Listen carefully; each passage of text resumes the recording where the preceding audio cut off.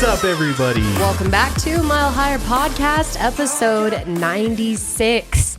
And today we're getting paranormal once again. Oh, yeah. I'm so excited. Yes. Josh loves the paranormal. I do too. I'm starting to enjoy it more and more, the more research I've done into it.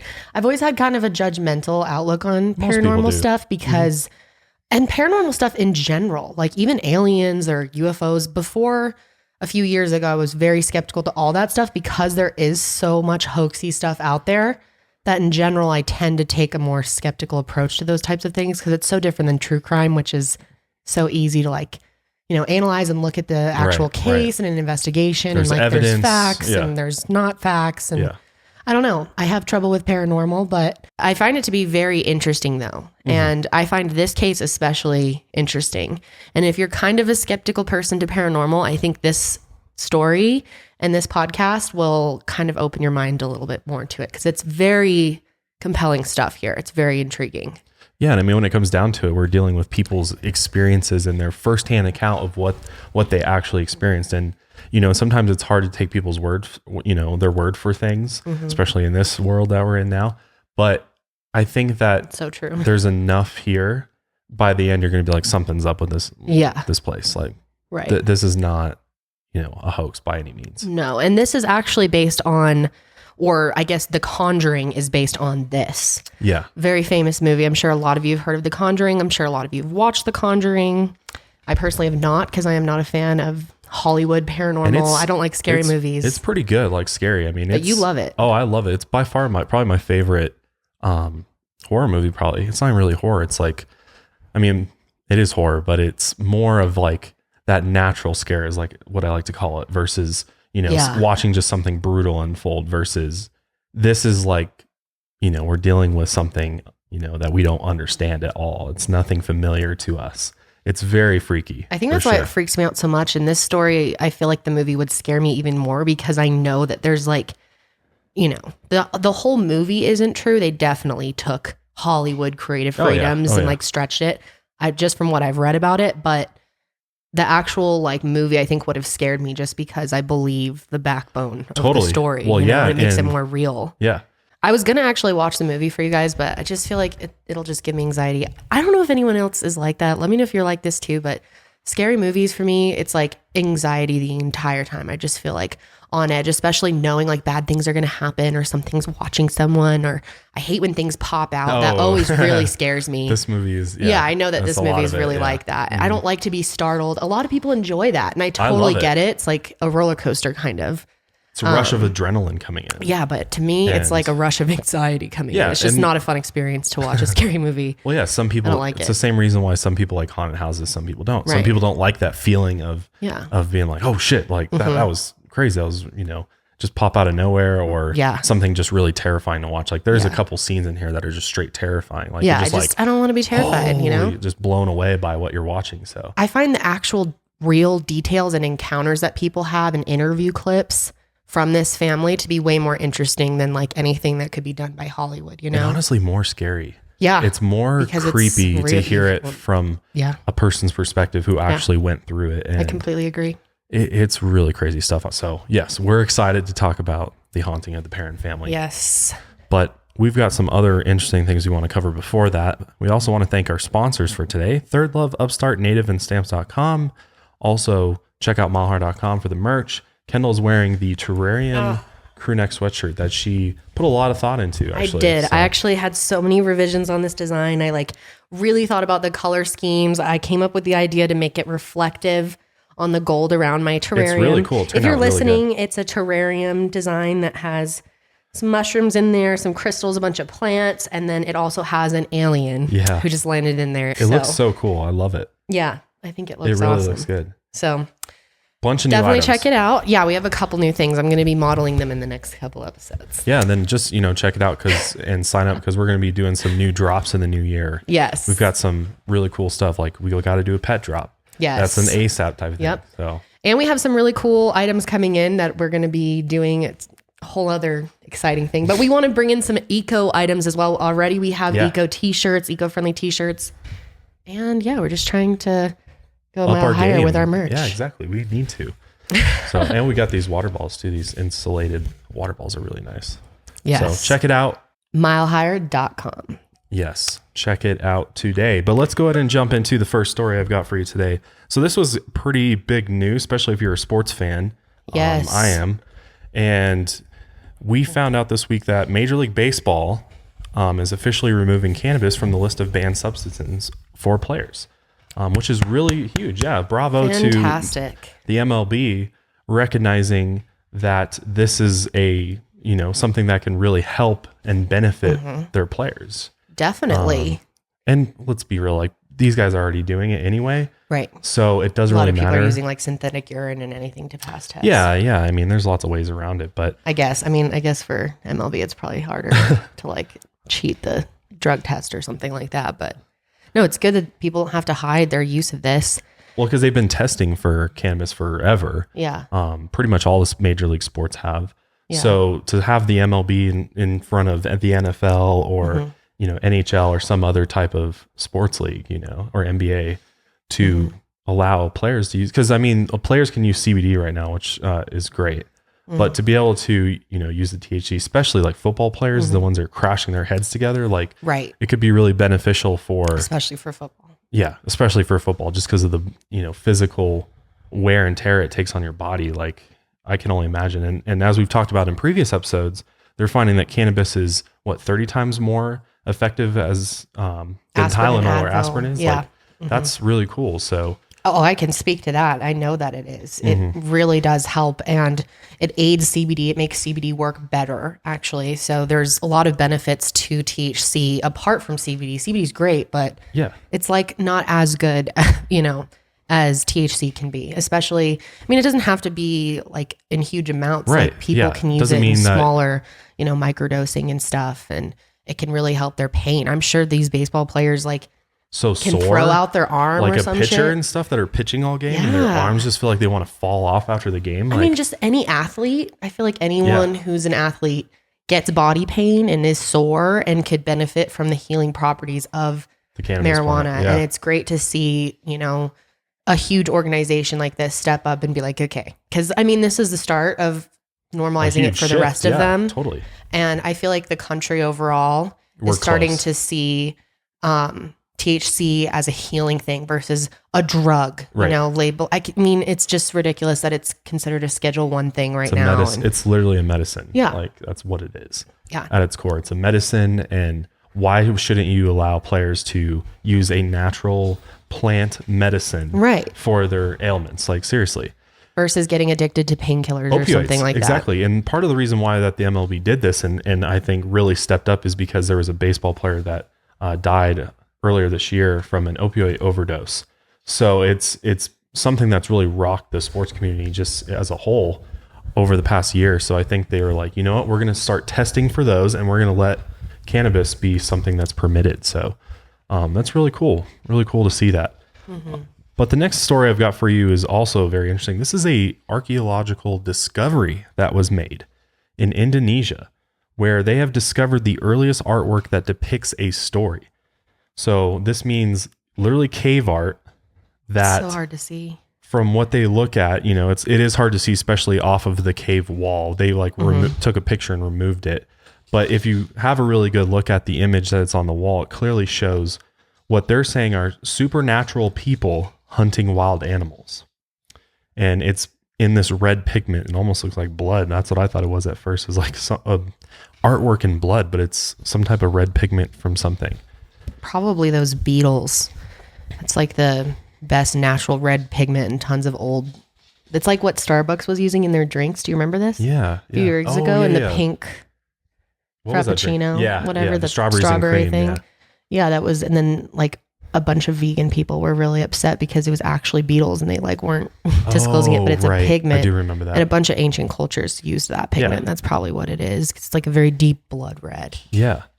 So they use this pigment and drew these images of animals as far back as 44,000 years ago is what they're dating this right now. 44,000 years ago, there was some level of human that did a little art piece on the wall in this cave with this pigment. I don't really see anything supernatural though. This to me looks like some animals chasing each other. They're saying this is a human-like creature throwing a spear at this clearly looking pig-looking thing. Okay, so aren't they just like depicting hunting? Yeah, exactly. They don't know, like you can't tell what type of animal or being this is from the picture. Looks like but it's clearly a picture hog of something. to me, like a warthog. Or yeah, something. That's what they're saying. It doesn't. That everybody's interpreting it a different way. I don't see it. Okay. Let me know what you guys think if you see it. I could be wrong. I mean, it's kind of hard to interpret this stuff, but to me, it looks like a pretty relatively normal thing. I mean, most cave drawings have animals and hunting. Yeah, no, I know. And the reason why it looked so primitive is because it's so early on. I mean, it's cool. Yeah. Is it supernatural though? I don't think that necessarily. It doesn't look like a UFO or an alien to me. No. They're just saying that if you interpret it one way, it could be interpreted as some type of creature that is like human body with a tail, or somebody said that it looked like had a cat's head to it. But everybody can interpret it different ways. This is an ancient cave drawing. You can't discern exactly really what it is. Destroyed at this point. Honestly, it's like you barely have any of it left. It's like 50% of it. But the fact that we found this at all and we dated it to that far back is pretty cool. No, I love seeing that for sure. It's definitely a cool discovery. So the last story that I have is about a 30-year study that was done, which has shown that people who use disinfectants, which we'll talk about which ones specifically, just once a week, have a 22 to 32% increased chance of developing chronic obstructive pulmonary disease, or COPD. So this is, pretty much all of us use disinfectants, right? I mean, you got to clean your, kitchen or your house or whatever. But the type of disinfectants is the key. I guess you're right. We don't use bad disinfectant because it's bleach is the main thing. Well, I mean, can't we tell just by smelling the shit? Yeah, it's so horrible when you try to clean your bathroom. Have you ever done that? Oh yeah. I used to do that in college, clean my bathroom, and then sometimes I'd even have the door shut, and then it would all fume up, all the hot water and the steam, and then it's bad. You're all of a sudden whoa, you're gassing yourself. Yeah, it's really bad, and you can just tell it's horrible for your body. Yeah, if you did a full bleaching of your bathroom every week, I'm sure it would have really negative effects. Yeah. I mean, it cleans really well. Right. Don't get me wrong. But that's why natural cleaners are so important. And there's all these new natural brands coming out. Yeah. We even noticed Target has a new brand right now, right? They do. We saw it last time we were there. Yep. They have a whole line of 100% plant-based cleaning products and cruelty-free. Literally everything you need. Yeah. It's becoming easier to get that kind of stuff. And especially seeing studies like this really shows you how important it is to, sometimes they're a little more expensive, but it's so much better. Oh yeah. Well, there's no non-toxic, right? There's nothing in there that can actually hurt you potentially from using the product versus bleach, Windex or anything with an ammonia is also really bad for your lungs and stuff. Sometimes I wonder if my asthma is as bad as it is because of my use of cleaning products week after week after week growing up. Cause I used to do my chores every week, and I literally would use Comet, which is I think bleach or a bleach product. Yeah, I'd use Comet, bleach. I'd use all these chemicals, Windex and things like that every single week, and I'd go into bathrooms and try to turn the fan on and vent it, but a lot of bathrooms don't have fucking windows in them, so you can't even vent out the cleaner. Yeah, so you're literally just fuming it up, and then I was dumb and run the shower, and then creates a vapor. That's exactly what I was saying. I did so bad. Yeah, it is. It's really bad. So it's good. I wanted to share this because I think it's important to be informed about, especially things about your health. Because the companies really don't do a good job at telling you how this could affect your health down the road. No, because they don't care about your health. Right. There's some brands out there that do nowadays, but it's limited. You got to speak with your dollar though, and show that we want good ingredients that aren't going to kill us or give us cancer or COPD in the products that we use around our house, around our kids, around our animals, Totally. Yeah. It's you really have to think about those types of things. Yeah. Well, and did you know there's no FDA type organization that regulates cleaning products that are brought into your home? I actually did know that. It's groups like the EPA that makes the warnings for chlorine, bleach, and things like that. It's so absurd. It's just weird. It's isn't that almost more important than food in a sense? Because you're dealing with such potent chemicals. Like some of these cleaning agents are really, really powerful stuff. Yeah. Yet the FDA is releasing warnings about CBD. Yeah. They're worried about shutting the CBD down. It's like, it's really, where's really your guys' priorities at, man? The world's moving ahead way faster. We're just like leaving the FDA in the dust. They're so out of touch. Oh yeah. But if you want some just a good alternatives to, you know, the normal stuff that you may buy, there's definitely some good brands. Like we said, the Target brand is great. I don't even know what it's called. There's Method products, which is one that we've used for a long time. Really great company, really eco-friendly, plant-based. Probably my favorite. Generation. Yep, that's a popular one. Mrs. Myers and yep. Ecos are just a couple. And then obviously you can make your own. Yeah, and there's some other ones too. Let us know if you guys have any, you know, natural brands out there for cleaning supplies or other things that you have found to be, you know, a good company and a really effective product. Let us know in the comments. Yeah, definitely. But let's go ahead and get into the haunting of the Perron family. We have a lot to cover. It's going to be really interesting. So we will be right back after a word from our first sponsors today. As most of us have found out the hard way, getting into debt is easy, man. But getting out is hard, especially if your credit score isn't great. Thankfully, now there's Upstart.com, the revolutionary lending platform that knows you're more than just your credit score and offers smarter interest rates to help you pay off high interest credit card debt.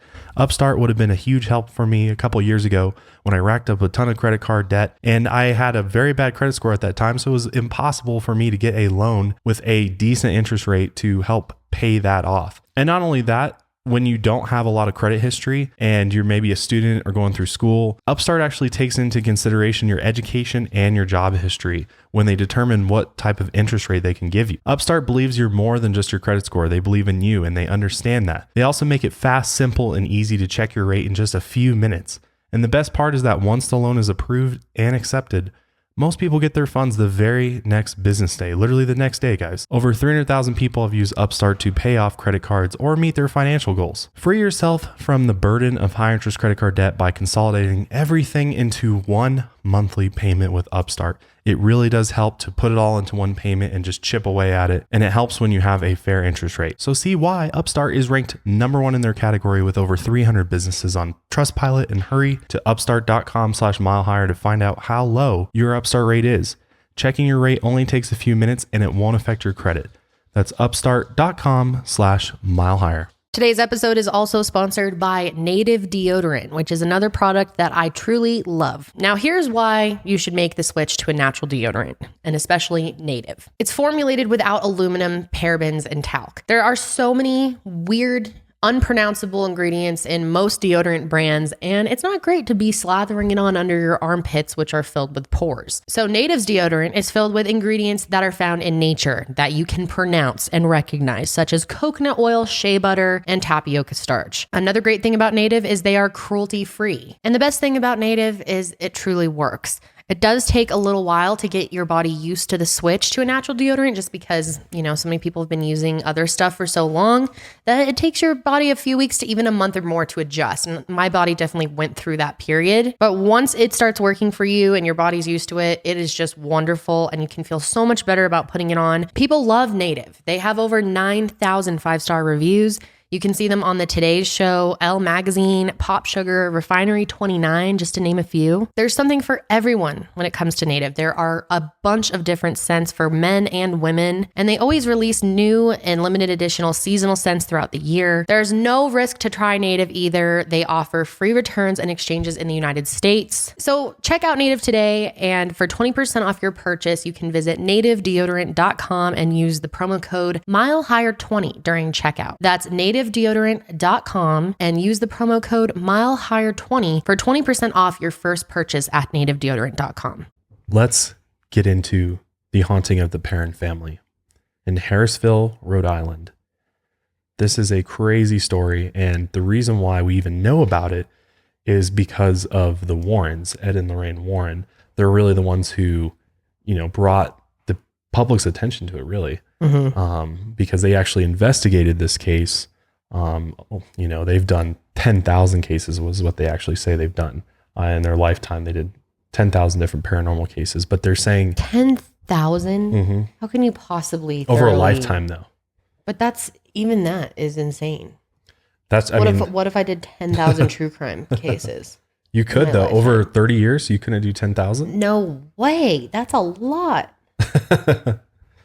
Maybe I don't know. I mean, that's like just if you do one claim. a week, that's 52 a year. Yeah, that's true. That's a lot. That's a wild claim. Mm-hmm. Yeah. I'll just say it. And they have a lot of wild claims. Yeah. A lot of people are skeptical of the Warrens. I think we should say that. I mean, I think a lot of you probably know that reasons why people are skeptical about them. Mm-hmm. Not only are they, paranormal investigators. So Ed is actually a self-professed demonologist. He claims to know all about demonology and possession and things like that. Yeah, they're very religious too. Yeah, Catholic. And Lorraine is a clairvoyant medium type individual. Which I actually really believe she is. Yeah. I get genuine vibes about that from her. Well, when they've made a lot of money off this stuff, is all I'll say. Yeah. So it's hard. Right, because The Conjuring. I mean, the whole Conjuring universe and that all being in Hollywood now is thanks to the Warrens. The Warrens literally connected with New Line Cinema to create the Conjuring movie. Mm. So they made a boatload. That's been a super, super successful. Their Conjuring 3 is about to come out, I think. So, is it? Yeah, and they keep doing movies on Warren cases. So did they make up the story to because it's not like the same story goes into the second movie? No, right. Just, so after it's the different first one. movie, it's just made up. It's another Warren case. It's actually called the Enfield Poltergeist, and that's what Conjuring 2 is about, I believe. Okay. And it's another Warren case, though. Literally all of these movies, and a lot of people probably don't even realize this, that go and watch these movies, that they're based on true events in some extent that have been investigated and reported by the Warrens, who are both neither alive anymore, but they have been the pioneers in paranormal investigation. They're very famous, especially in the New England area. That's actually where they created the New England Society for Psychic Research. Well, so much paranormal activity happens in New England. Yes. I mean, it's just such an old area, Mm-hmm. So much has gone on there. Yeah. So much sketchy. Makes sense. Shit. I mean, a lot of violence has happened there. There's been a lot of just change and crazy events that have happened on the East Coast because it's, where people have been the longest. So it makes sense. I mean, not saying that there isn't shit all over the country, but makes sense why the New England's such a hot spot, it seems like, for paranormal activity. Mm-hmm. So the Perron family consists of Roger Perron, his wife Carolyn, and their 5 children: Andrea, Nancy, Christine, Cindy, and April. Look how perfect they all look. I wonder if they were like going to church or something that day. Their little hats and their little scarf. Stockings and little shoes. They're wearing gloves, I think. Yeah, they're wearing like little gloves. Yeah. They have a fancy family. All girls. Yes. Children 5 girls. 5 girls. I just wanted to correct myself real quick. Sorry that the 10,000 claim was a little overshot there. It's actually 4,000 that happens over that time. So just wanted to clarify that. But okay, well that makes more sense. 4,000. Yeah, exactly. Okay. So 4,000 cases over a lifetime. Even that though, it's still a lot. That's a lot of paranormal activity to investigate for sure. Yeah, like how thorough can you possibly be? Well, yeah, and you got to think that like not every single case was, some type of haunting or anything like that. It could be any form of paranormal. Mm-hmm. It could be, the simplest thing to the most crazy and complex thing, like in this story. All right, so let's get into talking about the Perron family a little bit more and what led them to this house and how this all started in their lives. Yes. So they were currently living in Providence, Rhode Island in the city, and they decided they wanted to move to the country, kind of. It's a small town. No, it's a teeny town. And they moved to Harrisville, where they purchased their dream home in winter of 1970. This looks so similar to the house that my parents had me in. Yeah, it does. Really similar. Have you ever seen the picture? I have. This almost looks exactly like it. I was like tripping when I was first looking at it. Like we had a picture of it hanging up in our house growing up. So I've like used to seeing it, even though I only lived there for like a year, but it's a classic colonial style home. My parents lived in Massachusetts, so classic colonial farmhouse type situation. And they lived in a small town too. Yeah. There's a lot of those types of properties out in the country up there for sure. So they bought it in the winter of 1970 and they didn't actually move into it until January of 1971 because it was like the holidays and Christmas and all that. So her mom didn't want to move. The mom didn't want to move because Yeah, Christmas time. Especially back then, it was like a big deal. Right. Especially them with their little fancy outfits. And 5 girls. Imagine how fancy their Christmas outfits were. Yeah, yeah. How seriously they took the holidays. Oh, I'm sure, because when you have 5 girls, I mean, that's a lot to prepare for, you know, like Christmas-wise. So and the mom was such a badass. She was taking care of these 5 girls a lot on her own because her father was busy a lot of the time working and stuff. So the mom really had to take care of all of them. What's crazy though is they moved in during a snowstorm. Can you imagine that? Like a blizzard. Yeah, yeah. It was really, really bad. They didn't want to delay it anymore though, because they'd already waited and they bought the house. So it's like time to move in. Point? Yeah. What are we waiting for? Yeah. So they decided to just go ahead and move in anyway. So the house that they bought is called the Old Arnold Estate and has 200 acres. That's a lot of land. 200 acres? That's insane. So it's literally a farmhouse on just loads and loads of land. Tons of land. It was actually one of the original plantations in the area, which was actually surveyed by colonist John Smith in 1680. That's how old this thing is. This house, and again, didn't look like this in 1680. Right. Probably been. It started as like a little 4-square house, and they build off of it because literally generation after generation of family lived in this house. I believe it's 8 generations of family lived in this house. And it's interesting. If you listen to our last episode, we talked about consciousness and how maybe objects could have consciousness because they're made out of wood. Like, for example, in house, a lot of objects are, made out of natural things. Yeah. And, is it possible for that, materials to absorb spirits, to absorb energy, to absorb what the people bring into the house, what the people experience in the house?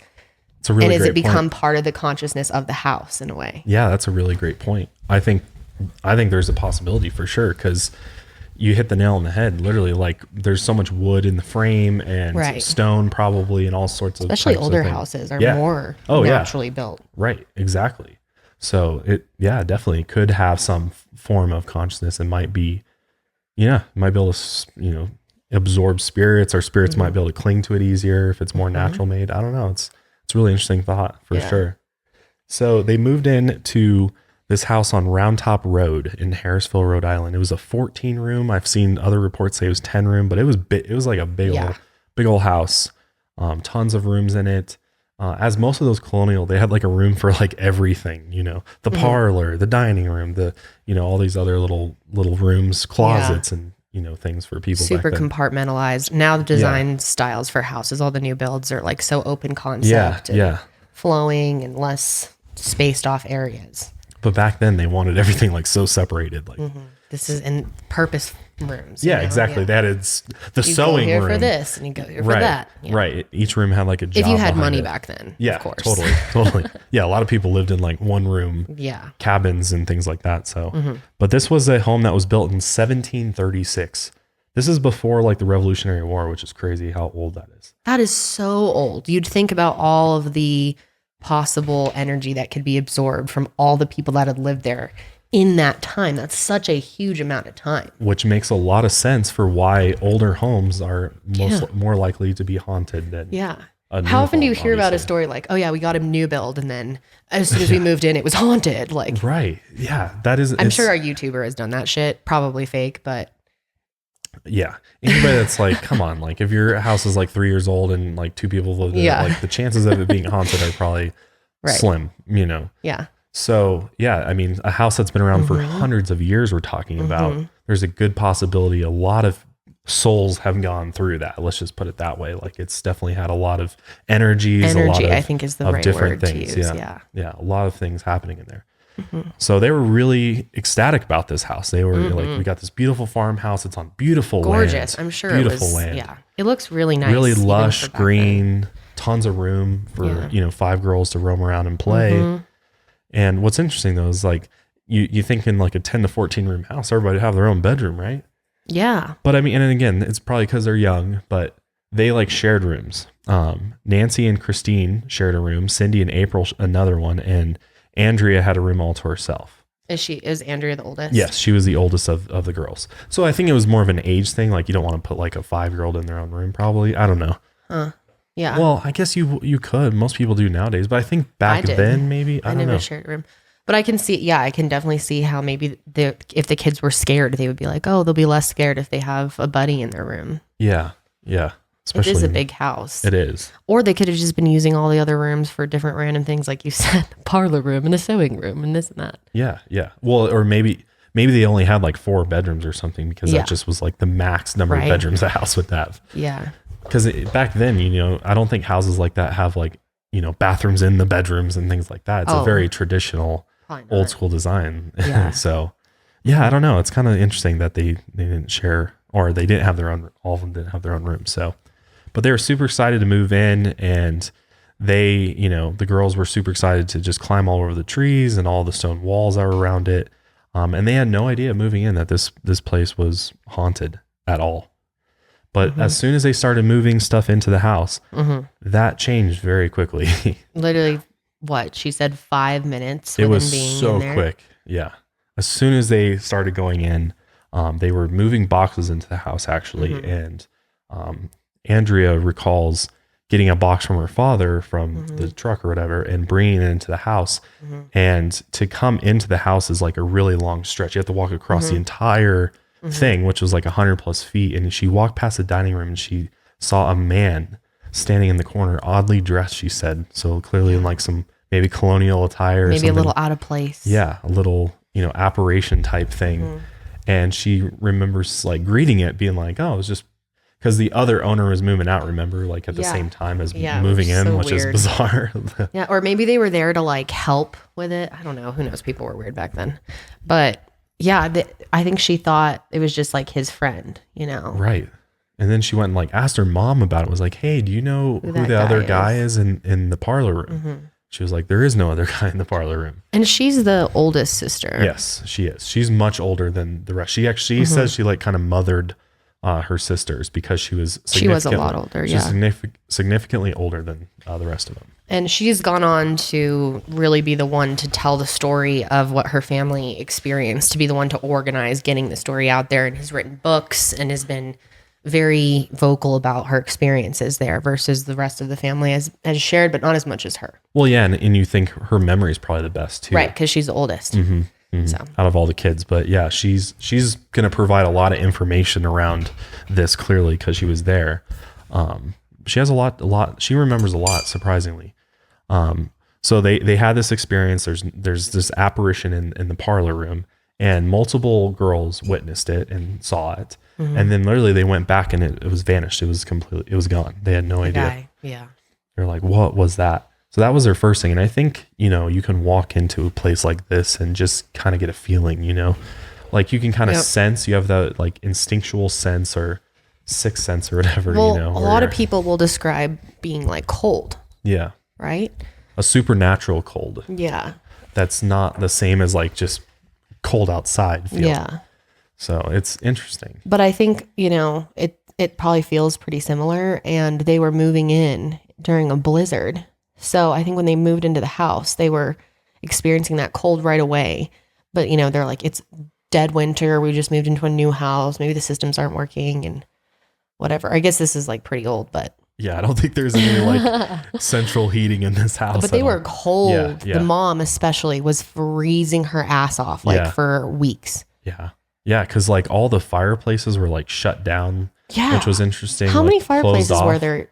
There's like 5, I think. Yeah, there was a lot of fireplaces in this house, and they were sealed. Yeah, like the chimneys were sealed and stuff. The flumes or whatever were sealed. So yeah, it's like, why would they seal that? Like some of them, I guess 1 or 2 of them wasn't operational at all, but the others like totally could work, and they just weren't using them for some reason. It was really weird because there was somebody living into it prior, so they moved out and just like sealed everything up. So obviously with how old this house is, there's a lot of history behind it as far as who's lived in it. And this house was owned primarily by the Arnold family.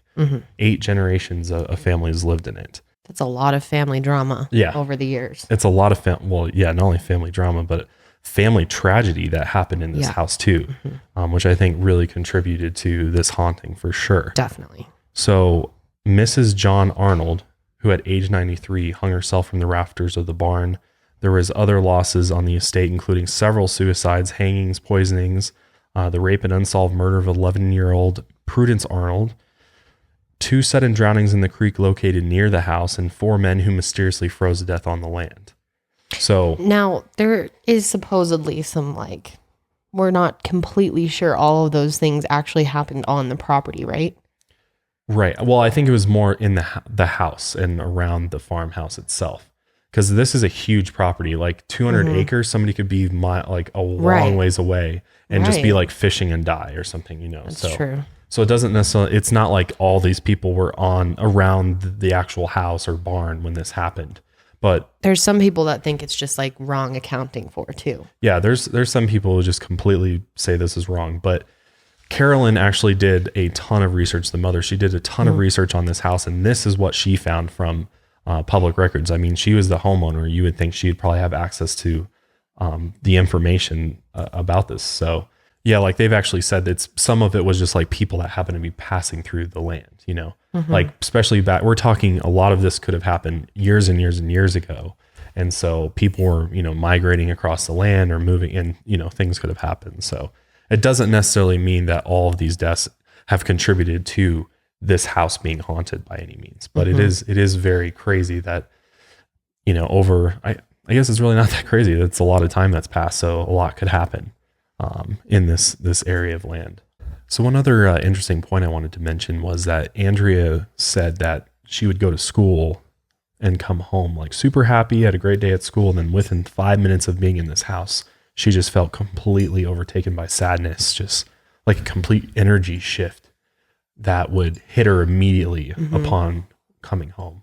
And I think depending on how like in tune you are with this type of stuff, it would affect you stronger than others, you know, like, and really change your mental state. Absolutely. Which I think she's definitely the sister that was really clued in a lot to the paranormal stuff that was happening. Definitely most interested in it too. Definitely. So after moving in, they're like, all right, this is, you know, there's something else going on here. And they remembered what the previous owners had told them. And the previous owner had actually advised them on the day that they moved in that they should, quote unquote, leave the lights on at night. Can you imagine moving it? Like if we had moved into this house and they were like, all right, guys, enjoy your new home. Just keep the lights on at night and everything will be okay. Like, can you imagine? Oh yeah. It's so sketchy. You always hear these things in these haunted stories of like, you're like, why did you move forward with the sale then? You just don't even think about, well, because it's probably a sweet deal. I think a lot of these houses go for like sweet deals. Yes. And so it draws people in and people that really need a big place like this are like, the price, you know, that's all that matters. You know, maybe it's not real. So let's take a gamble. On. Yeah, now that's interesting from like a paranormal perspective to think about. Why would, if there's anything true to that, why would they tell them to keep the lights on? What is that going to do? Does that make a spirit not able to haunt you if the lights are on? I thought that, that's a really good point too. Yeah. What is that even going to do? Because they'll just put the light out. Right. Or unscrew that shit. But just for real, if like, I guess if you're really into paranormal stuff or maybe it was just like a joke almost like, like keep the lights on. Oh my God. Because I've had some crazy ass experiences with them off. I'll tell you that. How about just like enjoy your family memories? Bye. Why would you say this? It's so weird. Well, I think the darkness does really, especially for malevolent spirits, like the darkness is really where they thrive. It might be an actual active, thing. Like they're most active that way. So if you're, well, it seems like that. Like it happens at night most often in these paranormal stories. Most of the activity is happening at night. I know it can happen during the day too, but if any of you know, is it more common? Do they like thrive in the dark? I believe they do. I believe especially evil spirits are trying to, you know, they're going to work in a different way from, you know, a spirit that might just be trying to communicate with you in a positive way. Yeah, that makes sense. And I think it's also how they manifest too. It all comes back to how a spirit manifests. That's true. Lot of times they manifest as apparitions that can only be seen at night. If a, you know, ghostly figure, something ghostly, I mean, in the middle of the daytime, it's going to be camouflaged pretty much. I mean, it's not like they manifest black during the day or like some other color so that you can see them. I've never really heard of that. This is where we need a paranormal expert. We have got to get someone on the show next year. I want to be able to ask someone like questions like this. Do spirits thrive in the dark? That's an interesting question. Yeah. And I mean, I think people have different answers though too. I think depending on what you've experienced, everybody's experiencing things a little bit differently, but I think there's probably a general overall answer for sure. I think it's night. I think the darkness is key to them being active, especially in ways where, things start really getting crazy. So I actually want to play a clip of an interview that Andrea did, because she explains what one of her first or second night was like. One of the first few nights she was in the house, something really interesting happened to her. And yeah, you just got to hear it to understand. The first night or two that we were in the house, of course you're adjusting to a new environment. I thought that the sound that I was hearing was wind in the eaves, but that wasn't the case at all. And then my darling little sister Cindy crawled into bed with me. She said, "Annie, can I sleep with you?" I said, "Sure." I pulled the quilt back and let her in. She snuggled up real close and she said, "I hear voices in my room and they're all talking at once, but they're all saying the same thing." And I asked her, "What are they saying?" And she said, "There are 7 dead soldiers buried in the wall." 7 dead soldiers in the wall. Can you imagine having your sister come in the middle of the night and crawl into bed and be like, "Hey, can I sleep with you? Because there's 7 dead soldiers in my room." I would tell her, "You're lying," and go back to sleep. Damn. Cold. I wouldn't have believed her if she told me that. It's crazy. But it's interesting that she remembers hearing like what she thought was wind in the eaves of the house, but she was like, it's something else was already active within them being in the house for so short of time. It's really crazy. It is. So apart from Andrea's experience, with her sister and her coming in and telling her that, the paranormal activity they experienced for, a good part of their initial stay at the house was friendly with spirits. They actually saw apparitions quite often. And they say that children are really in tune with that's the other side or the paranormal side, and they might experience more ghost activity than maybe an adult would.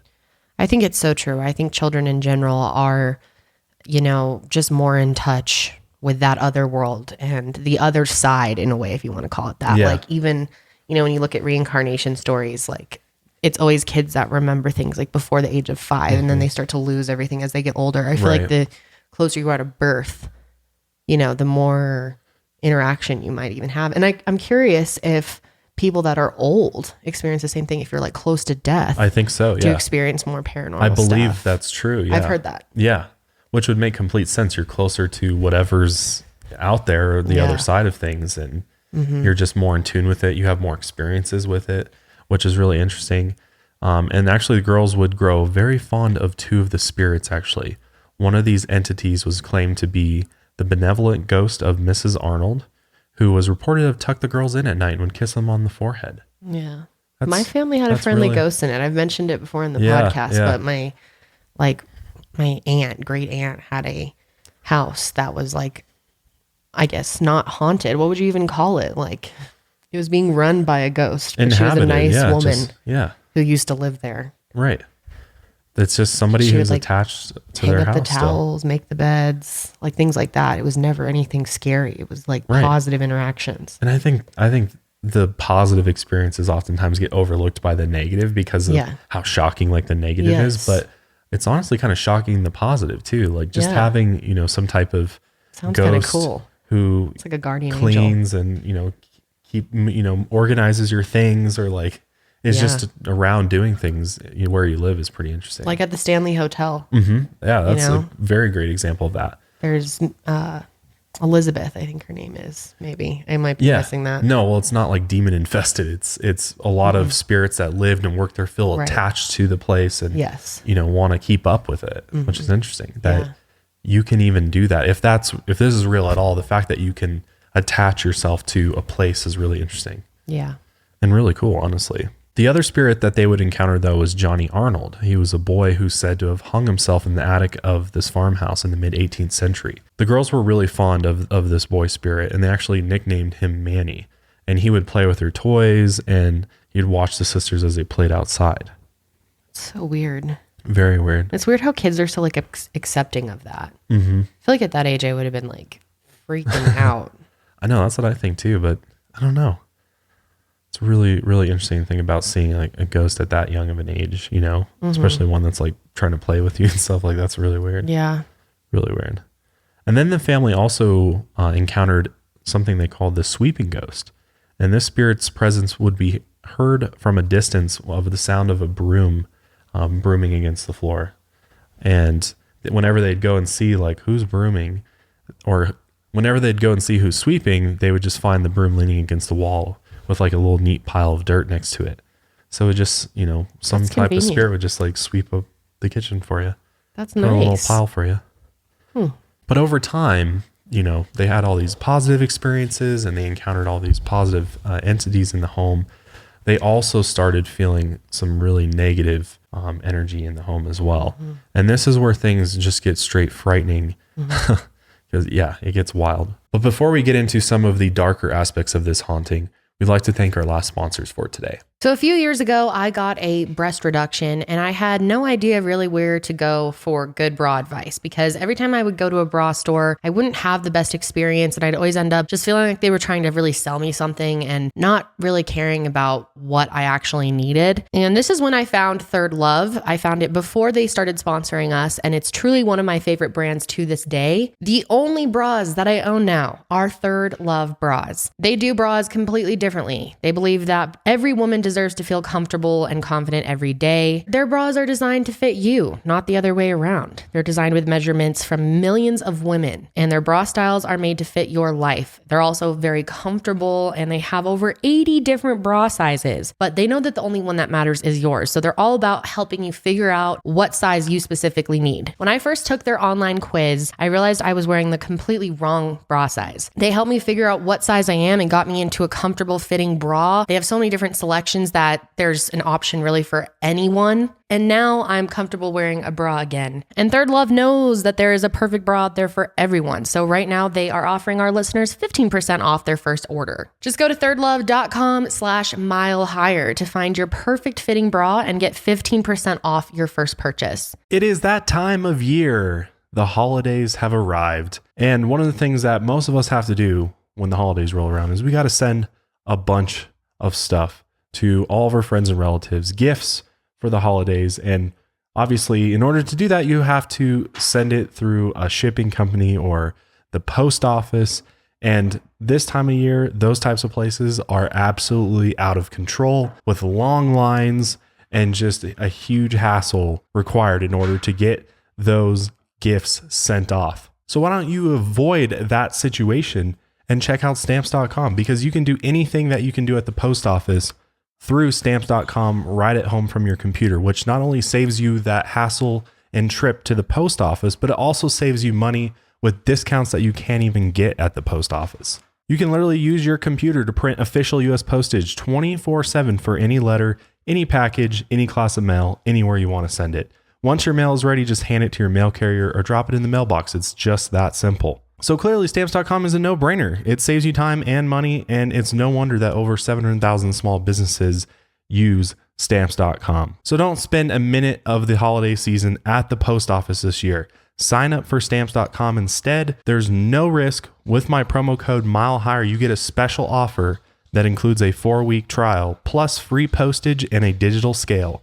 No long-term commitments or contracts. Just go to stamps.com, click on the microphone at the top of the homepage, and type in Mile Higher.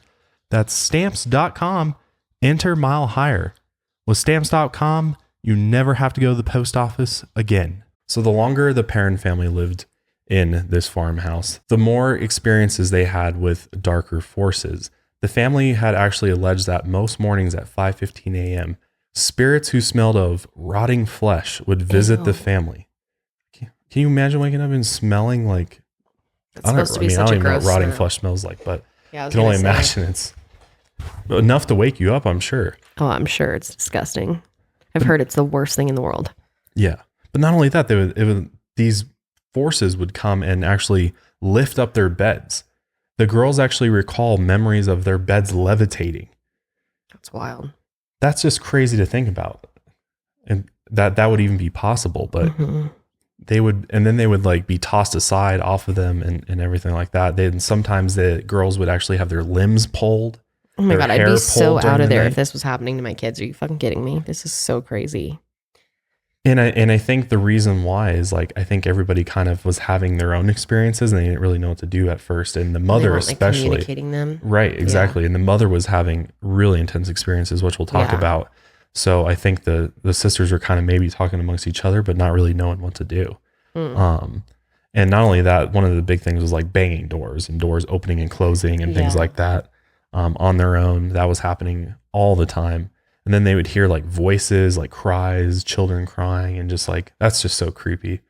I can't even, that would probably, that'd probably scare me quite a bit if I woke up and smelled something horrible and then heard a kid crying in my house. If there was not a baby in your house and you heard a baby crying, like that would across the house. freak me out. Imagine if that happened in the middle of our night. Oh my God. Oh my God. That scares me just thinking about it. I would probably just like freak out, jump out of bed. There's no doubt we would move the fuck out of a house that was like this. You and I, we'd be like, oh my God, we'd be on it immediately. We'd be like, call a real estate agent. I'll live anywhere but here. It's so scary. But I mean, to their credit, this was a big move. It was an expensive house. Put all their money into it. Yeah. It was and also this was a period of time when during, I think it was the Nixon administration was when they lived there. And so the economy was not doing so well. And it was really tough to like sell. Who's going to come buy a 200-acre farm? Right. At that period of time when the economy's not great and stuff, like it's hard to get out of a place like that. That's at least what they say. So they just kind of had to deal with this stuff like on the regular basis. Yeah. And like one of the girls would like one time pointed into like one of the parlor room or something or a closet and was like something bad happened in there. Like they're all having these like experiences all the time and just crazy shit happening. They can just sense it. Yeah. It's really freaky. But what's one of the most frightening things that Andrea actually said was that she won't even talk about this in detail to this day because it's so disturbing to her. And she said that there was this male entity, as I guess you would say evil entity, that lived in the house.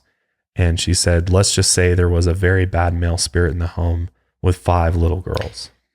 I mean, that's so freaky.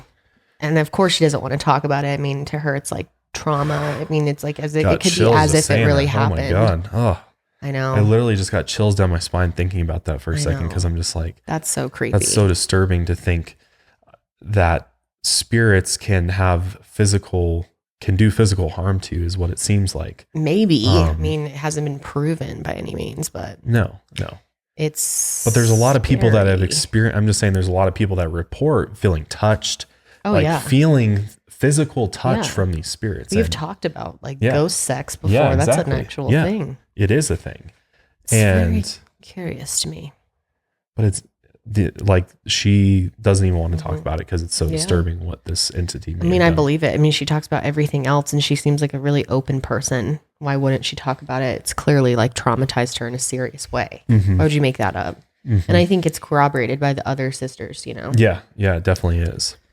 But the most infamous spirit in this entire house was potentially someone named Bathsheba Sherman. And was brought, really into popularity or not popularity, that's the wrong word, but really brought to everybody's attention through the movie The Conjuring. Brought to light. Brought to light, literally.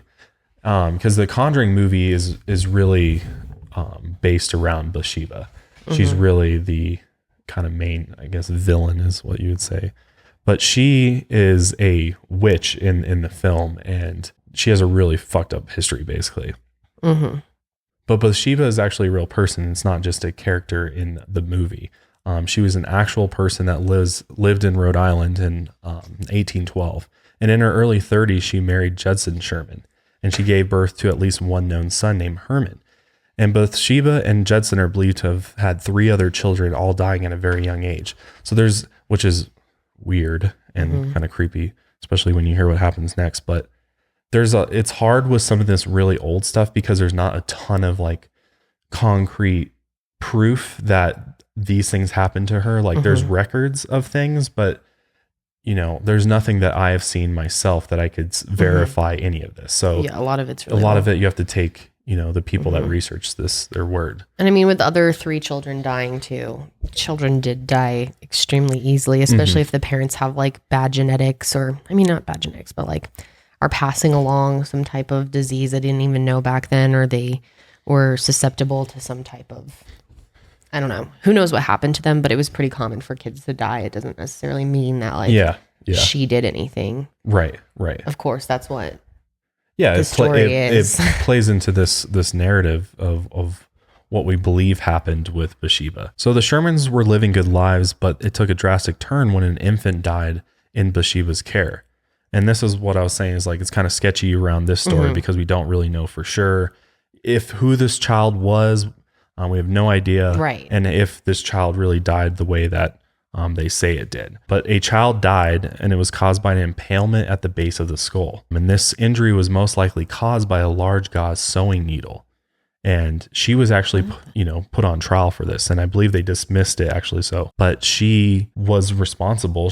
By everybody in the town, she was responsible for this infant's death. But she was also referred to as like a witch. And like there were so many witch hunts around this time that like those trials were bullshit. Yeah. And that's why it's hard to believe anything about her. Like it makes me nervous. And they made such a thing out of it in The Conjuring. That's where really the controversy has come in, is about her.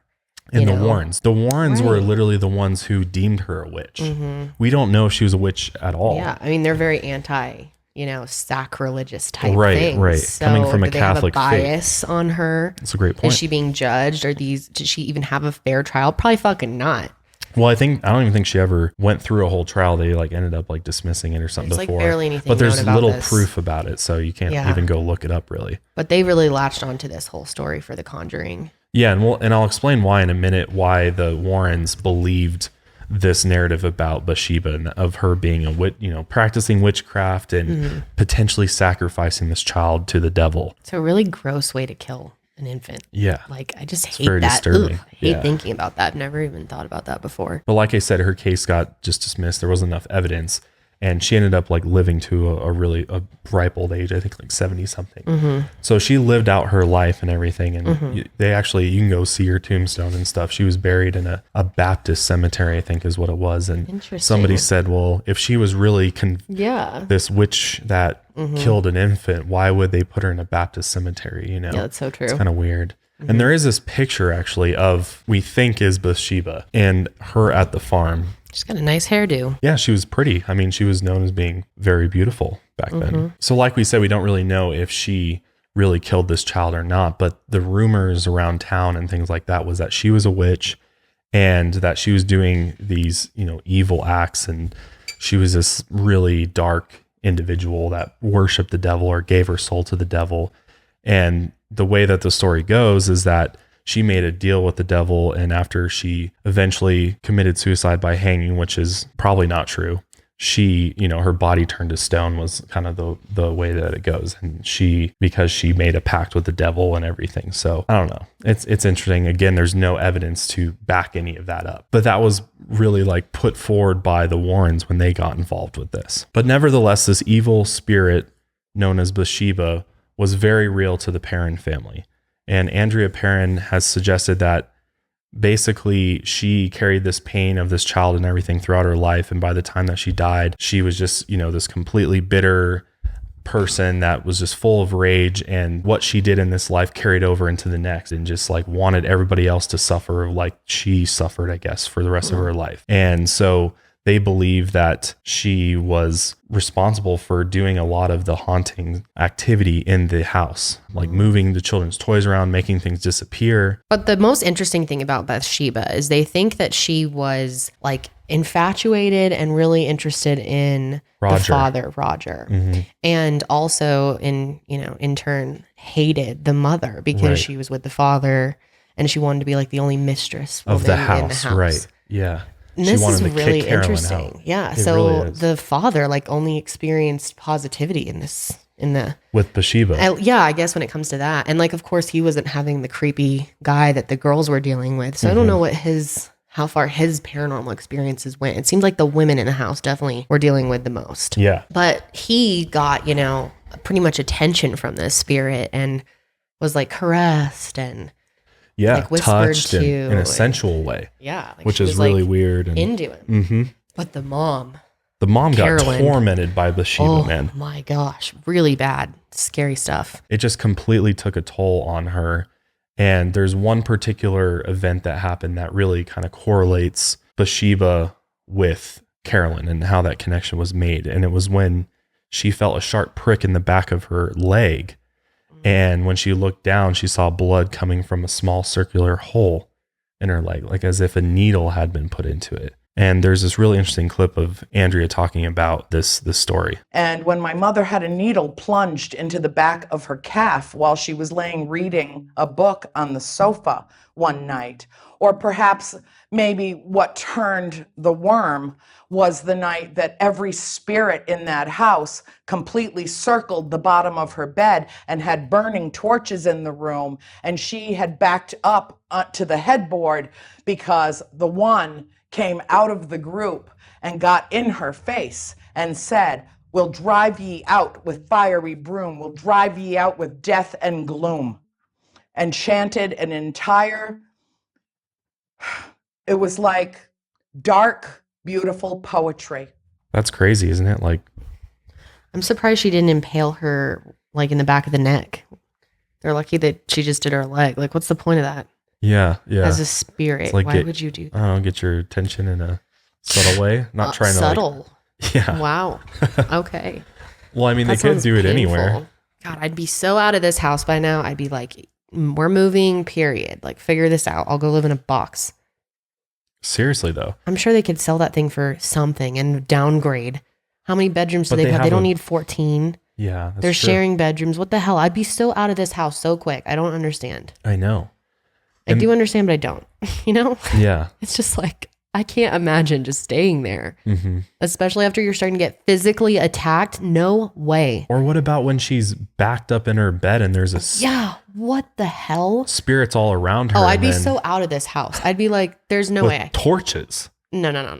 Like standing at the I foot can't of your believe bed. they stayed there so torches. long. They stayed 10 years by the end. Yeah. We'll explain how they end up leaving and everything, but they stayed there a long time. They put up with this shit way longer than I would have. It's honestly impressive that It they were really just like, is. all It these really is. hauntings and these families that stay in these houses, you're always like, why did you stay? Like, you guys put up with a lot of shit for a long time, like bad stuff.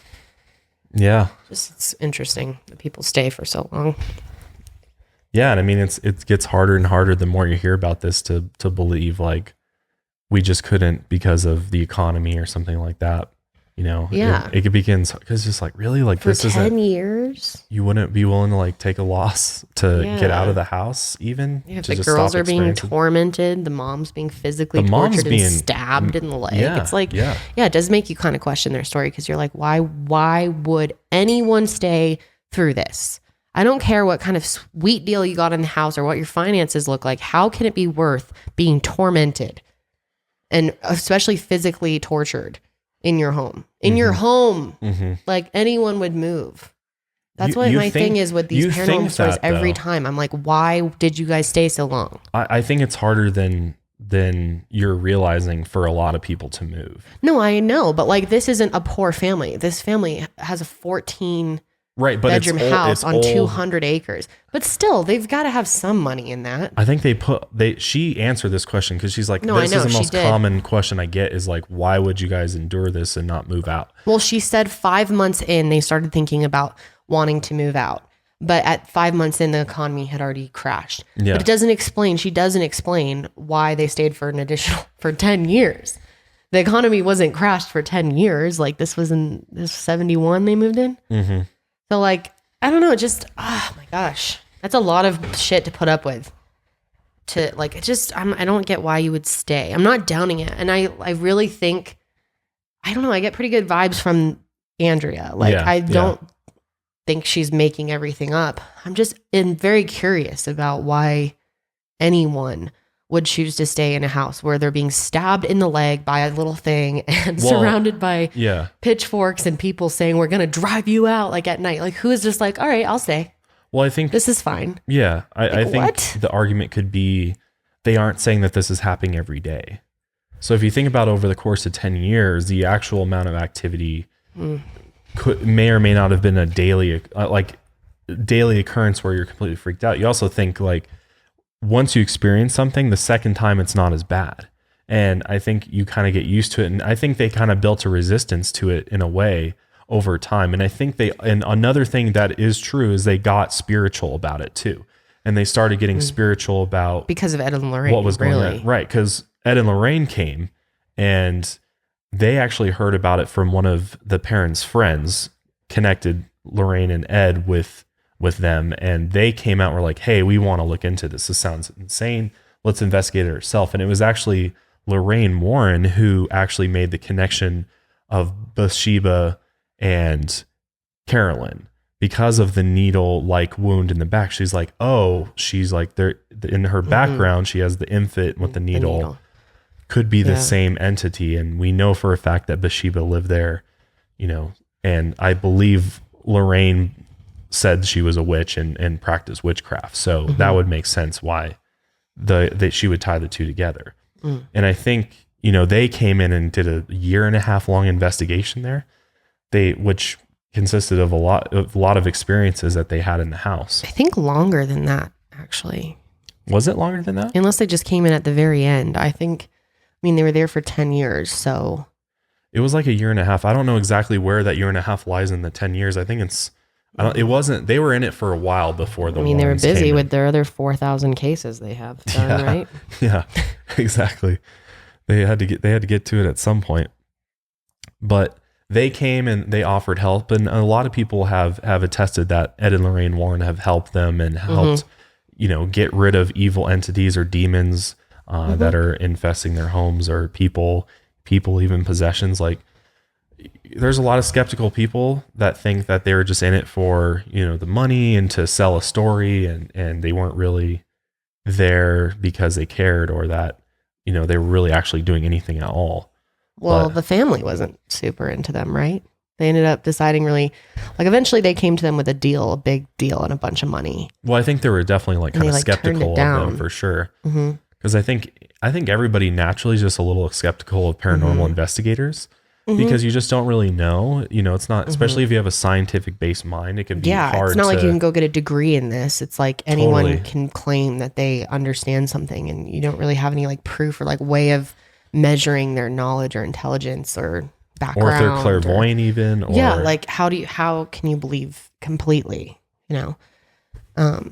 But I think the family overall just didn't have that great of an experience with them, because they said that it actually working with them made things worse in the house. Yeah. So they weren't really religious or Catholic for sure. And Ed and Lorraine Warren are Catholic, and they have priests that do, exorcisms and things like that. So after the Warrens conducted their investigation or whatever, they determined that the house was infected essentially with demons. Is what they determined. That these evil entities were demonic forces, and that the family was in trouble or in danger of being possessed by Bathsheba. But does something have to be demonic in order to be a dark force or a dark energy? Yeah. Well, and that's even what Andrea has said is I'm still not sure what a demon is.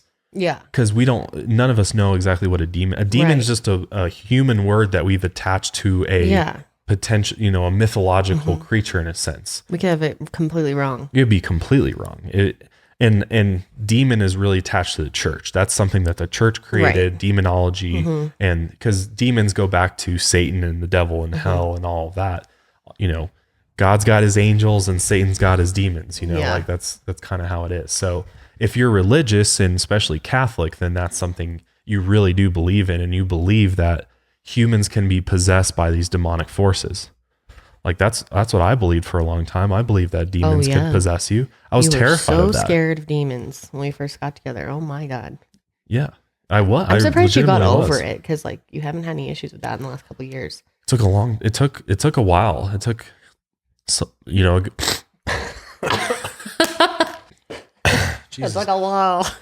Took a while. It took a while to get over this fear of demonic forces. Well, when you're taught as a kid that it's real, obviously. Yeah, I was taught that hell is a real thing at age 5. I believe that there is a heaven and a hell, and there might be. There's a bunch of demons running around, and that demons were everywhere. and could that's scary. could tempt me. They could be in my room at night. It's freaky. So yeah, the Warrens deemed the house to be infested with demons, and normally what they would do is an exorcism. But because the family wasn't Catholic, they weren't able to do that. Because in order to do an exorcism, you have to get permission from, higher people in the church in order to do that. So they wouldn't grant them that blessing. Right. And you have to have a priest come in and everything like that. So instead of doing an exorcism, which is such an interesting topic and something I'd love to dive into sometime, because there is like video of people being, exorcised or whatever, and you're like, whoa, what the fuck is going on? I'm so skeptical about like that pulling spirits or demons out of people. That's really bizarre. And it's really hard to believe if you don't believe that demons are real, or you don't believe in evil spirits or anything like that. Which I Could do. somebody be possessed by another I think it's possible. evil entity? I think it's possible. I'm just saying I I'm do too, skeptical yeah. about the majority of the content that's out there regarding that. Right. So the Warrens decided, instead of doing a exorcism, they're going to attempt a seance with Carolyn in the cellar of the basement, which sounds like a great idea. Not at all. Go downstairs in the dark in the cellar and With the woman that they're pissed at. yeah, with Carolyn, and try to call forth whatever this evil entity is. And you got to hear this experience. This is just crazy. There was a seance that happened when the Warrens were in the house with you. What happened during that seance? It was far more intense than anything that they could have portrayed on film. It did not happen in the cellar. It happened in the dining room. And I knew from that moment, I was never one to believe in demons. I knew evil existed, but and I still don't know exactly what a demon is. But I will tell you that they brought a priest and a medium with them to the house, a full technical crew that were trying to film this event. And they inadvertently opened a door that they could not close. The medium invited the spirits in, and with them came something which attacked my mother. If she was possessed, it was for a brief period of time, but I saw it all with my own eyes. And what I know is that whatever attacked her was not of this world. It spoke through her in a language that does not exist on this planet. And it levitated her in the chair that she was in. And within a split second, when it was done, curling her body into a ball you would have expected to hear bones breaking, it threw her into the adjacent parlor about 20 feet away in literally a split second. You saw this. How old were you? 15. 15 years old. Documented in the Warren files as well. There were several people who saw this all happen. What happened in the house after that night? Did things get worse? Whatever was allowed in that night subdued the spirits. They were very, very quiet for a long time afterwards, several months, and my mother kept wasting away. You saw the photograph of her in front of the fireplace. I mean, she was just so frail. My mother moved in there as, a model material woman, just strikingly beautiful, and she just literally wasted away. She lost so much weight. She changed inexorably in ways that were shocking. And then one night she came out into the parlor, and the dining room had been shut down for the night, but she heard voices, and she turned and she saw an entire family having dinner in the dining room at a table that was not our own. A woman was cooking in front of a fireplace that had been sealed shut for more than 100 years. She told her children to go take their seats on the benches at the table, and two men were sitting on the other side. She was there and they were here, and one of them looked into the parlor and made eye contact with my mother, and then nudged the man beside him and pointed her out, and she was the ghost. Wow. That's when she understood that we were living in a portal cleverly disguised as a farmhouse, and that's when she fought her way back to us. So that was Andrea talking about some of the wild Watching experience. this seance, oh my God. Like, seances are such a interesting thing, and something I definitely want to experience in my life. You're so weird. I want to know, because I've seen too many movies now where these things are insane. And no way. But it doesn't necessarily mean it's gonna be a negative thing to call for spirits. But in this particular case, holy shit, dude, something really evil came forth, and So it's like a full-on exorcism of Emily Rose type situation. Like it just worse. went really bad. It was worse because this was an extremely angry Can I ask something? entity. Yeah. Sure. It's so hard because this seems like such an extreme experience to have. And it's hard to believe extreme experiences that people have. Like things like this that are so out of the norm from what anyone else experiences. Like it's hard to believe it because I've never seen this myself. And it's hard to believe what you don't see. At least it is for me. I know it's not for some people, but Seeing isn't believing. I understand that, but I do have trouble with this because I want to know in today's age of social media, when we're filming everything and now TikTok is a huge app, why is there no TikToks of this type of shit happening? Why is there no paranormal stuff ever caught on camera?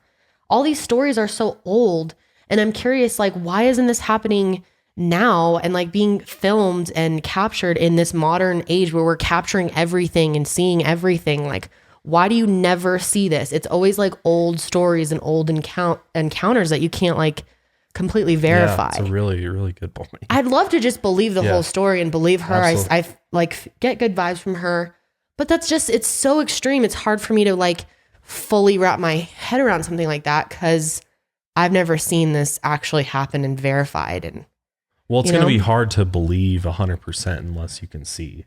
Right. And you can like, only why believe don't so we see much. it? Because we should be seeing it they everywhere. said there was a technical crew there. They filmed it.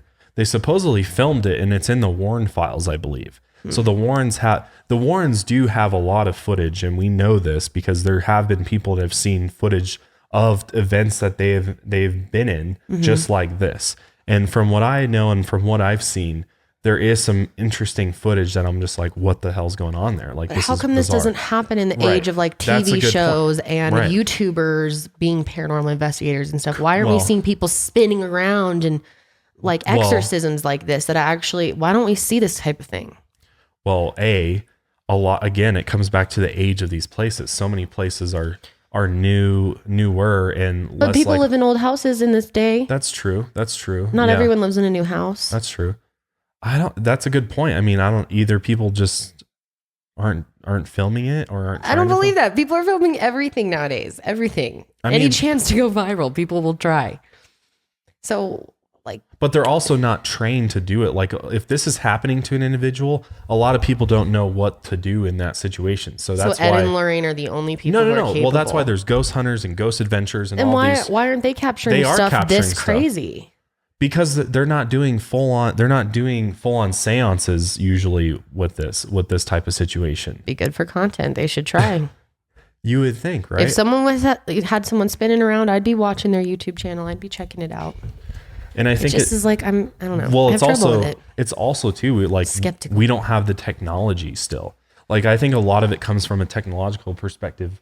We are still developing. We don't even know how the paranormal world works.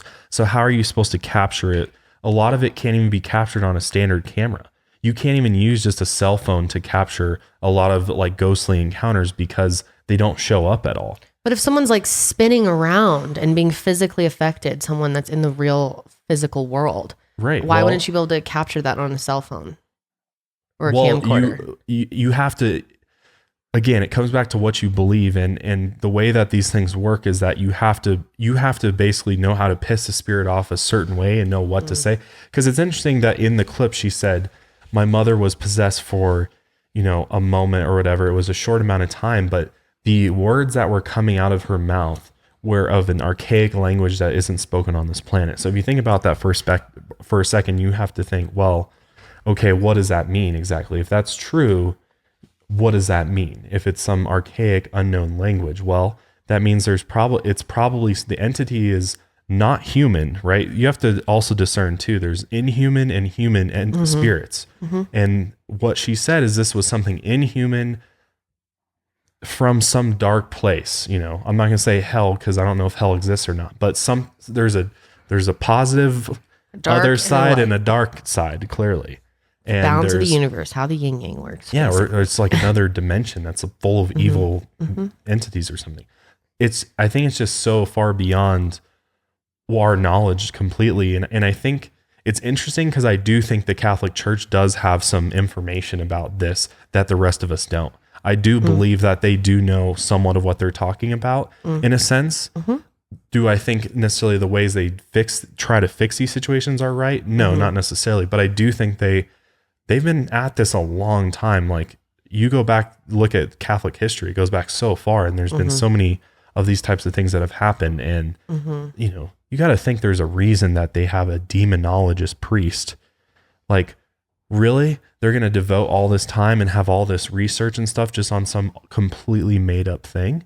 Maybe. Well, a lot of the religion is based on fear. So it's a huge element of like how it works. Maybe, but I also think there is a possibility, you know, especially someone being a demon believer before, but I think there's some truth to some religious. Oh, I do too. Organizations are keen, you know, tuned into the paranormal and do look at it and attempt to try to explain it. Maybe they're just explaining it wrong, like giving it a wrong name by saying it's a demon. Well, yeah, I'm skeptical of any group or organization or person who tries to claim they really understand this fully, because no one does. Yeah, exactly. That's like, where I don't think us as humans are meant to understand this whole world completely. No, we're not capable now, clearly. And I think, in this form. Yeah, exactly. And that's why I think a lot of it comes back to we don't know what we're dealing with. We don't know how to actually communicate with it. Maybe these priests and, you know, they have it figured out or have some way to at least piss it off to a point where they can get some reaction out of it. But at the end of the day, we just don't know. Right. And they are very secret. The Catholic Church is very, very secret about these things, and it's all locked away in files. And there's video, like there's some video of exorcism. We'll have to look at sometime and see what you think. But it's very weird. It's very, I don't know. Maybe we should have an episode on exorcism. Yeah, that's a good idea. I'd love to really do a deep dive on that. Let us know what you guys think. Yeah, because it's really, really crazy. But Lorraine Warren actually, she actually died recently, and up until this point when The Conjuring came out 5 or 6 years ago, she said that to this day their farmhouse was so traumatizing that she's been quoted as saying the things that went on there were just so incredibly frightening, it still affects me to talk about it today. I can imagine. I mean, how scary it would be. She said it was like their most insane case, like just craziest, scariest situation ever. And like you had mentioned earlier, the Perron family believes that the Warrens did not solve anything that day, but instead made it worse and pissed something off in that house. Yeah. Which I think, especially when you try to come in a religious sense, it can piss off the spirits. Right. And that's what's so interesting. Maybe it annoys them that you think you have a way to understand them or have a way to beat them. And they're like, who the fuck are you? You can't like beat us with your holy water and your whatever they do.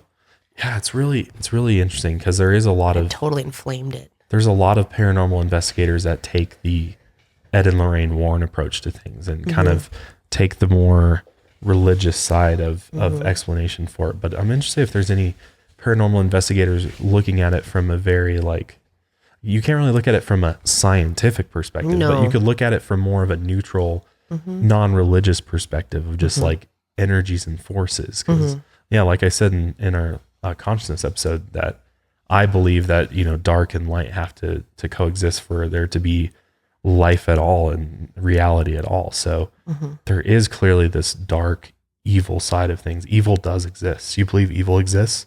Of course. Do you think that we could ever be in a world where evil doesn't exist? No, I don't. Some people think it's possible that you can, and I'm just like, I don't think it can. I think that's how karma works. Good karma wouldn't exist without bad karma. Exactly. Just creates a balance. Yeah, exactly. Without it, there's no balance. It's just one thing. So I don't know. It's really interesting. But this last clip I wanted to show you is just of Carolyn, the mother, who really took the brunt of this paranormal torture. And they did not like her. No, it was not a good experience at all. That's why I'm just so surprised she stayed there for so long, because what she went through was so brutal. I know. And especially when you hear her talk about how she is now, like years later after living through this experience. It's really crazy. Still affects her. Yep. Reflecting about it after it was over, I didn't feel that spirits were really capable of doing physical harm to you. But I was wrong about that. There was real danger there. Yeah, I believe her. You believe her? I believe her. You can tell there's real fear in her voice. Oh, yeah. I believe this experience happened. In the way that they described it? I don't know. Like the seance with Ed and Lorraine, the details of that are the only thing I'm like, Maybe, I don't know. It was 30 years ago when it happened for Andrea from when she wrote the book. So like people have said like, how can you remember that far and everything? And she says, well, but I don't know. That's the part I'm like a little skeptical with. Yeah. Which is understandable. Over like the most extreme details I tend to be skeptical of. I believe that the truth is somewhere in the story. Yeah. Yeah. But like, do I believe every single detail? I don't know. It's I feel like it makes it healthy harder. to have skepticism. It is.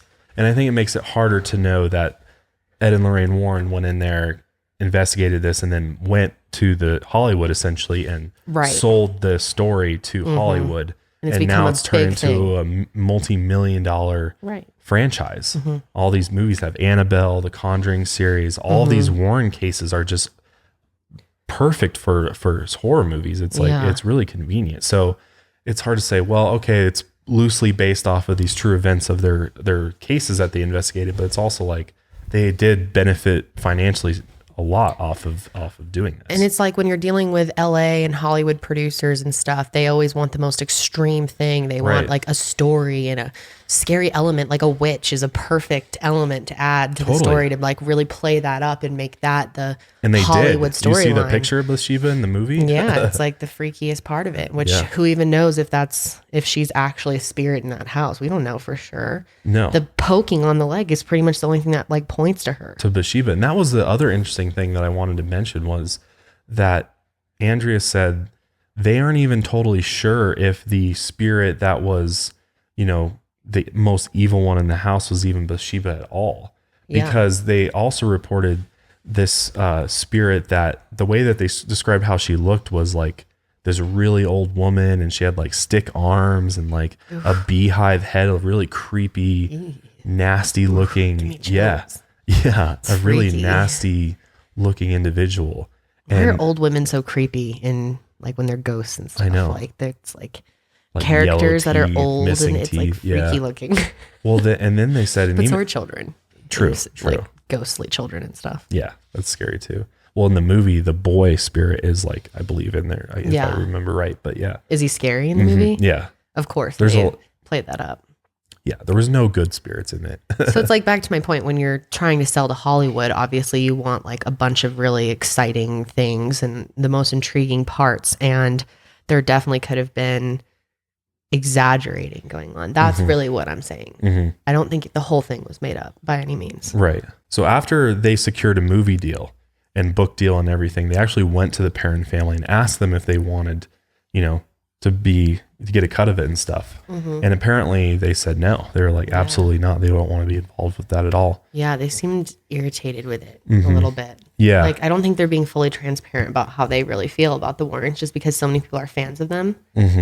But well, it doesn't really seem like they helped them that much either. No, and then they didn't want to work with them. It's not like they had a great relationship with them. And why wouldn't they want to make a bunch of money? I think it really speaks to Andrea and her telling of the story. And she has all these books. Like, I believe what she says a lot more. Yeah. And she did write a bunch of books and talk to, I want to read them at some point because I'm sure it's super interesting. Because they said that there's a ton of stuff that we don't even know yet that is only in the books and things they haven't even said, period. Yeah. And real stories in the books, apparently. And that the movie even was like a toned down version of what happened, which is crazy to think about because The Conjuring is such a wild movie. Well, I think a lot of the stuff in The Conjuring too is like so overstretched.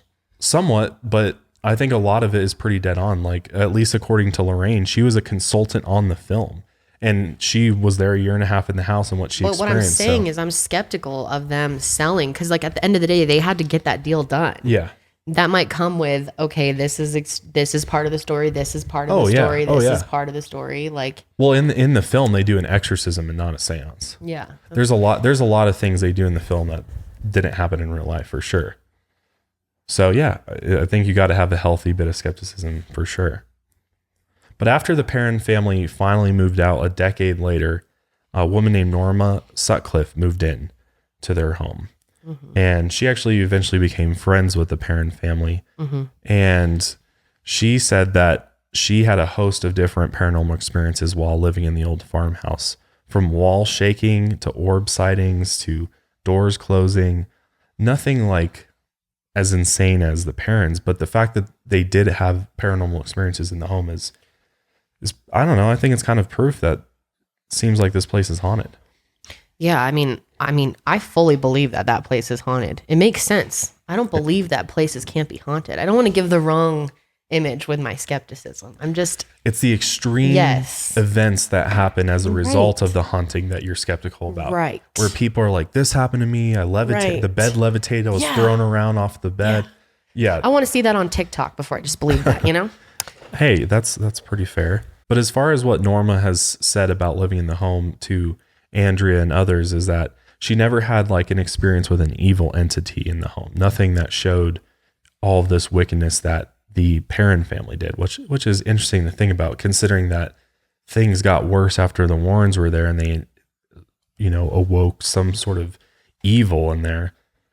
It's very weird that after the family moved out that seemed to kind of go dormant almost, like the evil activity just stopped. And actually, Norma recently sold the Conjuring house in June 2019 to Corey and Jennifer Heinzen. And these new homeowners have actually said that they've already started having some small unexplained phenomena happening in the house after moving in, like doors opening and lights flickering, which I think is probably the most common a house is haunted thing, right? The doors closing and opening on their own, slamming, or lights flickering. Or drawers. Yeah.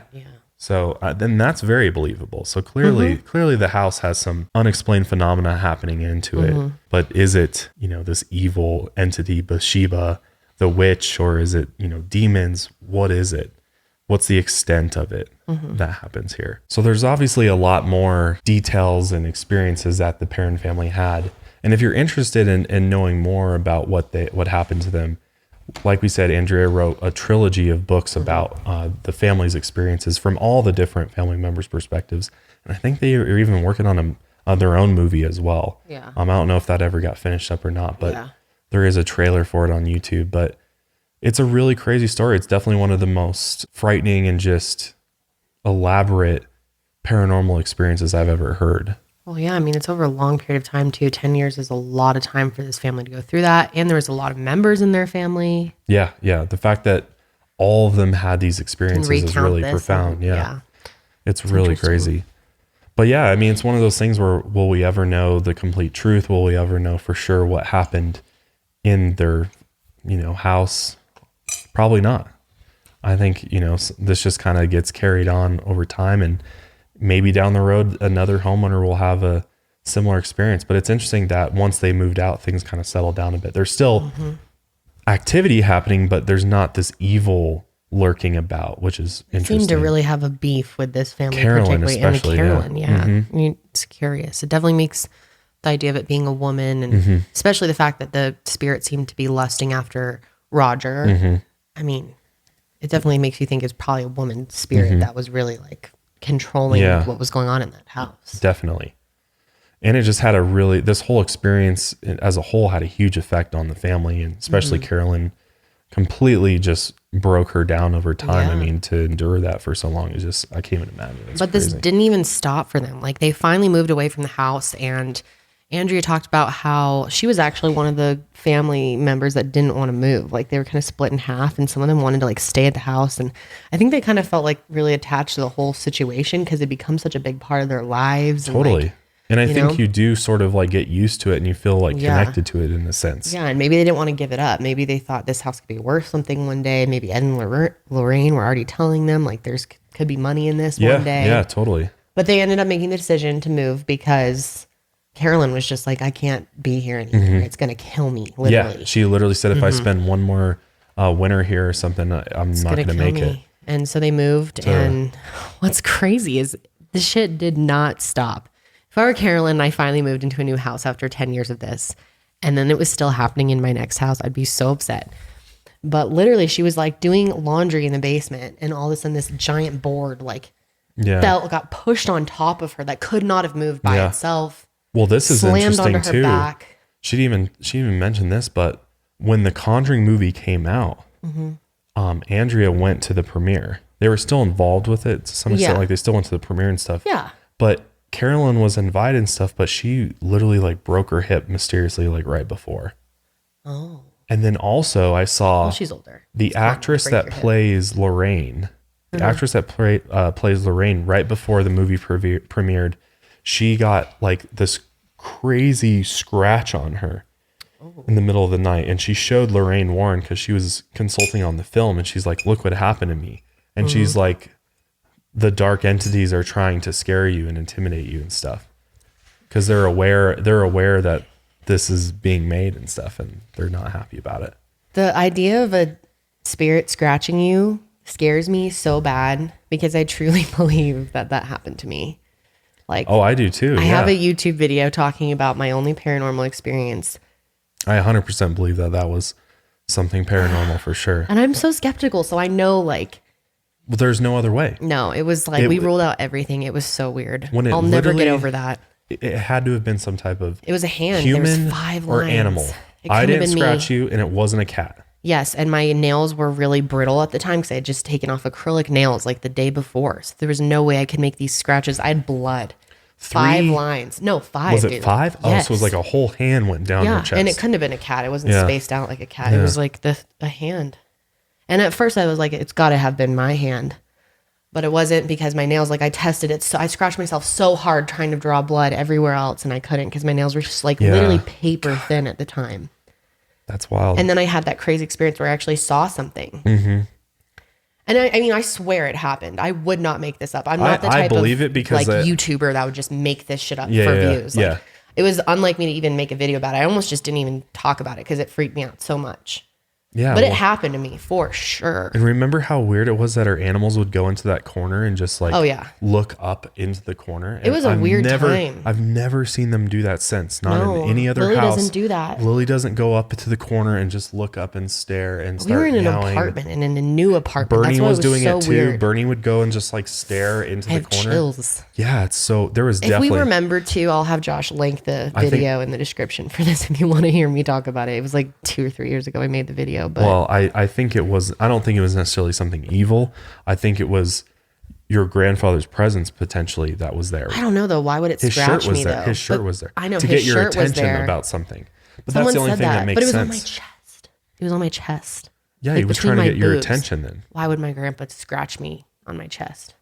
I don't know. To this day, I'm always like, I don't know what the fuck that was. My grandpa's shirt was in there, but that doesn't mean it was him. No, that's true. It is an apartment building. It's been around for a while, so who knows what's happened in these. The spirit that I saw, the vision, whatever I saw was light though. It was like white and bright and bluish. To me, that indicates some type of positive spirit. Right.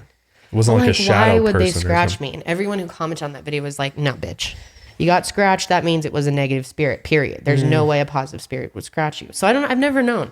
Though my heart is racing right now. I don't think you will ever know. If I think about it too hard, I get really freaked out. Like, I hope I never experience this again. It was so...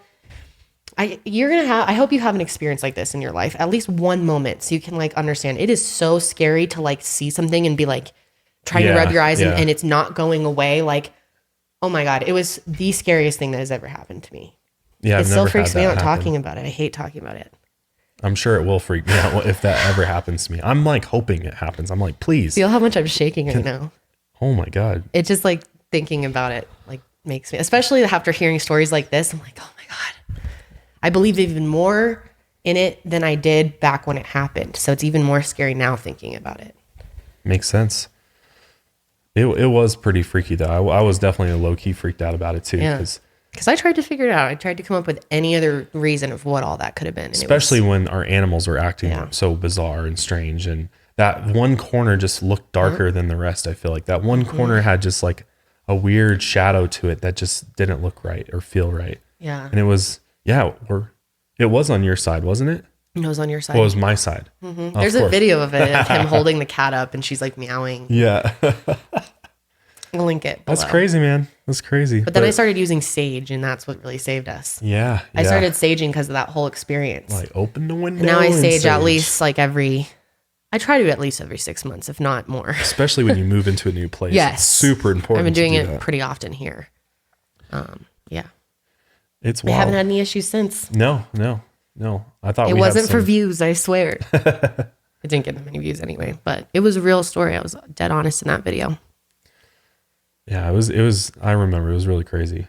Yeah. But you guys should let us know if you have any like crazy stories or anything. Let us know I'd what be you think curious of the to- paranormal. What do you think of the Perron family's haunting? Like crazy, or like, are they insane, or could this have happened? And I don't know. There's a lot of cases like this, so Yeah, seems like it could be possible that all this crazy shit did happen to them. I think so.